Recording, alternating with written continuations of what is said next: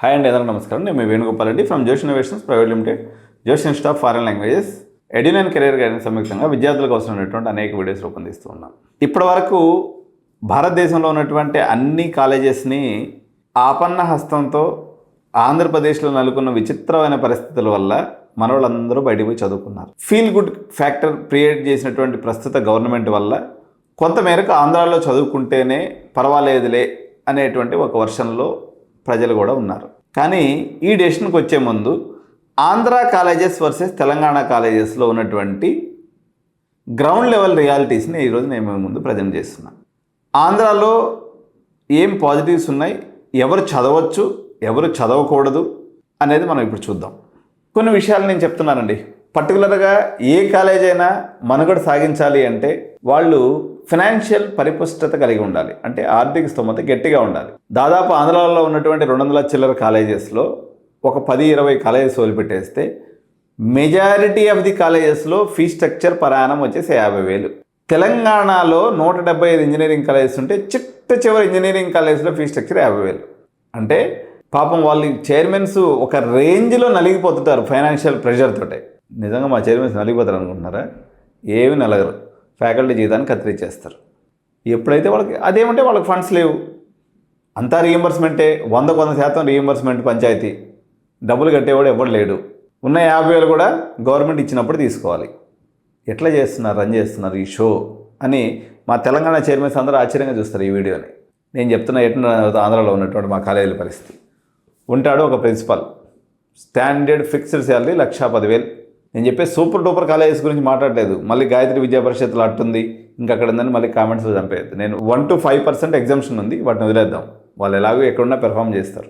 బాగా మంచి కాలేజ్ అంటే ఇంకో డాక్టరేట్ని పెడతారు ఒక్కొక్క బ్రాంచ్కి. 55,000 హెచ్ఓడి శాలరీ హైయెస్ట్. బాగా ఒక 5-6 ఏళ్ళు ఎక్స్పీరియన్స్ ఉండి కాలేజీలో పనిచేస్తున్నటువంటి బాగా నమ్మకస్తులైనటువంటి వానికి 35,000. ఫ్రెష్గా జాయిన్ అయిన వాళ్ళకి 20,000-25,000. ఈ శాలరీస్లో ఎక్కడ వాళ్ళు ఎలా బతకాలి, ఏం చేయగలరు? సరైనటువంటి ఫ్యాకల్టీ లేకపోతే కాలేజ్ చెప్పలేరండి.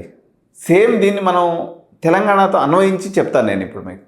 మా దగ్గర కొన్ని డబ్బా కాలేజెస్ ఉంటాయి, డబ్బా కొడుతుంటారు వాళ్ళు. ఎవరనేది మీరు కూడా తెలిసిన వాళ్ళు అర్థం చేసుకోండి, లేకపోతే వదిలేసేయండి. కానీ but majority of the colleges, ఇక్కడ టాప్ 30 కాలేజెస్ వరకు కనీసం టాప్ 30 కాలేజెస్లో 50 మంది డాక్టరేట్స్ ఉన్నారు ఒక కాలేజీలో.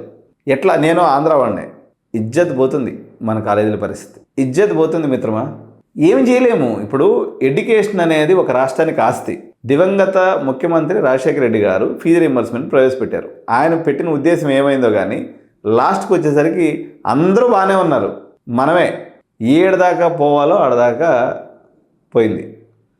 ఆంధ్రాలో ఒక 20% వరకు డబ్బులకి ఇబ్బంది లేదు, కానీ వాళ్ళు కూడా ఇప్పుడు బయటకు పంపించలేని పరిస్థితి. మరి ఎందుకు కారణం వల్ల వాళ్ళు కూడా గమ్ముగా ఉన్నారు. నేను ఆంధ్ర నుంచి ఎందుకు బయటికి పోవాలి? బయటికి పోవాలంటే మీరు ఏం చేస్తున్నారు? ఏకంగా ఎగిరిపోయేసి మధ్యప్రదేశ్లో డెహ్రాడూన్కి జంప్ అయిపోతున్నారు. అట కాదు. ఇప్పుడైతే నేను ఈ యాంగిల్లో ఇంత పరిశీలనగా ఎప్పుడు చూడలేదు. కానీ ఈ మధ్య ఒక జిల్లా పర్యటనకు పోయినా నేను, 2-3 జిల్లాలు. ప్రత్యేకంగా ఇది ఒక 3 months బ్యాక్ జరిగినటువంటి ఇన్సిడెంట్ అనమాట. ఇప్పుడు ఫ్యాకల్టీ శాలరీస్, ఎందుకంటే విద్యా బుద్ధులు నేర్పించేది గురువు. గురువుకి శాలరీస్ లేవు. 25,000 తీసుకొని మీరు హైదరాబాద్ లెవెల్లో ఉన్నటువంటి వాళ్ళు ఒకసారి ఆలోచించండి. 25,000 రూపాయలు జీతం తీసుకొని ఆయన ఏం పాఠం చెప్పాలా? ఘోరమైనటువంటి పరిస్థితి. 2026-25 ప్లేస్మెంట్ స్టాటిస్టిక్స్ కొన్ని జిల్లాలను ప్రత్యేకంగా చూశాను. నెల్లూరు జిల్లాలను పరిశీలించాను. మా పక్కన ఉన్నటువంటి ఒంగోలు జిల్లా, పాత ప్రకాశం జిల్లా అనుకోండి, లేకపోతే ఒంగోలు జిల్లాను పరిశీలించాను. ఈ 2 జిల్లాలు, దాని తర్వాత వచ్చేసి మరో జిల్లా కర్నూలు జిల్లాను కూడా నేను చూసిన.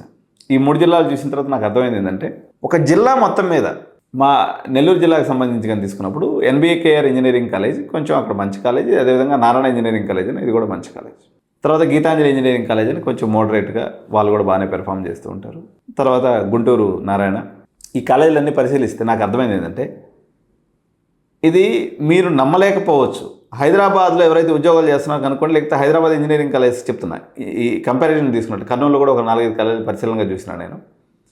మొత్తం జిల్లాకి సంబంధించి ఒక జిల్లా మొత్తానికి 100 ప్లేస్మెంట్స్ కూడా కాలేదు. జిల్లా మొత్తానికి నేను చెప్పేది, ఒక కాలేజీకి కాదు, ఒక జిల్లా మొత్తానికి 100 ప్లేస్మెంట్స్ కూడా కానటువంటి పరిస్థితి. అంత దారుణంగానా? అట్లా ఉంటుందని నాకు కూడా తెలియదు. నేను కూడా ఫస్ట్ టైం నేను ఏంది పిల్లలు ఫీడ్బ్యాక్ ఇస్తూ ఉంటారు కదా మాకు ఫోన్ చేసినప్పుడు, దాన్ని బేస్ చేసుకుని నేను ఎంక్వైరీ చేసిన. ఇప్పుడు ఆంధ్ర పాలకులు, ఆంధ్ర ప్రభుత్వం, ఆంధ్రాలో ఉన్నటువంటి మేధావి వర్గం భారతదేశంలో కాదు ఏ ప్రాంతానికి పోయినా ఆంధ్రాకి సంబంధించినటువంటి మేధావుల యొక్క సంపత్తి కనిపించేది ఒకప్పుడు. ఈవెన్ తెలంగాణ ఉద్యమంలో కూడా ఈ ఆంధ్ర వాళ్ళకి తెలివితేటలు ఉంటాయి, అందువల్ల వీళ్ళు మనల్ని బతకనీరు ఎలగొట్టాలనేటువంటి ఆలోచన రావడానికి కూడా అదే కారణం. ఏమైపోయినాయి ఇప్పుడు మీ తెలివితేటలన్నీ? మన వ్యవస్థని మనమే కూలదోసుకుంటున్నాం కదా. 50,000 రూపాయలు పెట్టుకుంటాం. యాక్చువల్గా 2023 to 26 బ్లాక్ పీరియడ్లో మనకి ఇప్పుడు రివైజ్డ్ ఏఎఫ్ఆర్సీ వేయాలి. మరి ప్రభుత్వం ఇప్పటివరకు నిమ్మక నీరెత్తినట్టుగానే ఉంది దీని మీద. వ్యవస్థలు కుప్పగూలిపోతే, పర్టికులర్గా విద్యా వ్యవస్థ కుప్పగూలిపోతే, మనం మేధావి వర్గాన్ని మన రాష్ట్రంలో క్రియేట్ చేయలేకపోతే, ఆ రాష్ట్ర ముఖ్యమంత్రి చంద్రబాబు నాయుడు గారు కానీ, లేకపోతే ప్రస్తుత విద్యాశాఖ మంత్రి నారా లోకేష్ బాబు గారు కానీ, పర్టికులర్గా అధికారం ఆయన చేతిలో ఉంది, ప్లస్ ఆయన ఒక ముఖ్యమంత్రి తనయుడుగా ఉన్నారు కాబట్టి ఈ విషయాన్ని గట్టిగా ఆలోచించాలి. ఇప్పుడు ఇది కుల మతాల సమస్య కాదు, రెడ్డిస్కో చౌదరీస్కో మధ్య లేకపోతే ఇంకొక సమస్య కాదు. ఇది మన రాష్ట్రానికి సంబంధించినటువంటి సమస్య. ఈ రాష్ట్రంలో ఉన్నటువంటి విద్యా వ్యవస్థని సుధరాయించాల్సినటువంటి అవసరం, సెట్ చేయాల్సినటువంటి అవసరం విద్యాశాఖ మంత్రి మీద ఖచ్చితంగా ఉంది. పర్టికులర్గా టెక్నికల్ ఎడ్యుకేషన్లో మనం రెవల్యూషన్ చేద్దాం అనుకుంటున్నాం, క్వాంటమ్ వ్యాలీ పెడదాం అనుకుంటున్నాం, డ్రోన్ సిటీ పెడదాం అనుకుంటున్నాం, ఇవన్నీ బాగానే ఉన్నాయి. మరి మన 50,000 రూపాయలతో 25,000 రూపాయలు ఫ్యాకల్టీ చెప్తే ఎలా ఇది సాధ్యమవుతుంది మీరు చెప్పండి? మీరు డిసెక్షన్ పెట్టుకోండి. పర్టికులర్గా అధికారులు ఎవరైతే ఉంటారో, సెక్రటరీస్, హెచ్ఓడీస్, డిపార్ట్మెంట్ హెచ్ఓడీస్ అమరావతిలో ఎవరైతే కూర్చొని ఉంటారో, ఇది గ్రౌండ్ లెవెల్ నిజం కాదా? తెలంగాణలో టాప్ 30 కాలేజెస్లో 50 మంది డాక్టరేట్స్, 50 నుంచి 100 మంది డాక్టరేట్స్ ఉన్నారు. మన దగ్గర టాప్ 10 కాలేజెస్లో లేకపోతే టాప్ 30 కాలేజెస్లో తీసుకున్నప్పుడు పట్టుమని 15 మంది కూడా డాక్టరేట్స్ లేరు. మనం అంతా తెలుగు వాళ్ళమే, 2 రాష్ట్రాలు విడిపోయిన అన్నదమ్ములుగా. కానీ మరి ఎంత వ్యత్యాసం ఉంటే మరి ఎట్లా? ఇప్పుడు ఎస్ఆర్ఎం, విట్టు, అమృత లాంటి విద్యా సంస్థలు వచ్చినాయి మనకి.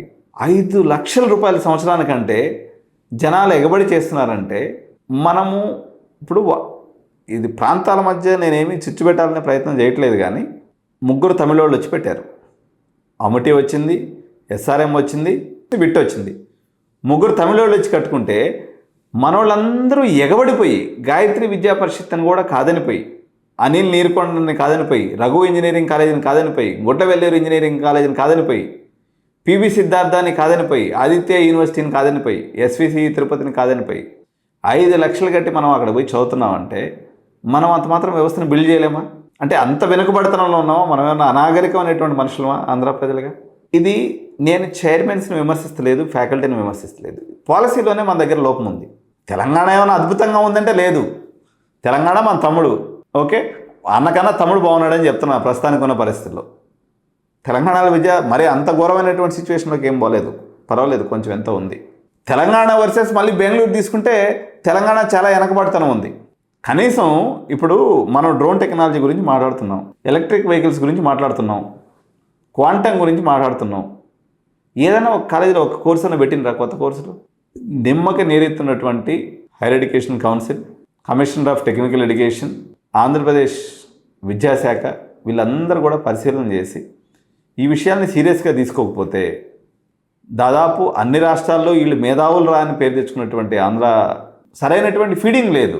ఫీడింగ్ లేకపోతే సరైనటువంటి ఫీడింగ్ అంటే ఏంది? సరైనటువంటి నాలెడ్జ్ని మనం ఇంజెక్షన్ చేయకపోతే మొత్తం వ్యవస్థ కుప్పగొలిగిపోక ఏమవుతుంది చెప్పండి? సరే, ఇప్పుడు మామూలుగా ఇప్పుడు దాకా ఈ విషయాన్ని అర్థం చేసుకునేసి ప్రజలు బయట రాష్ట్రాలకు పోతూ ఉన్నారు, తమిళనాడుకు పోవటం ఆగిపోయారు. ఎందుకు? స్వాభిమానం మనకు కూడా వచ్చింది. మన వాళ్ళకి చాలా స్వాభిమానం ఎక్కువ ఉంటుంది. స్వాభిమానం వచ్చిన బాగిపోయింది. సరే, ఇప్పుడు ఏం మార్పు జరిగింది ఆంధ్రాలో? ఆంధ్రాలో ఏమన్నా స్పెషల్గా ఏమన్నా ఇప్పుడు మార్పులు జరిగినాయా?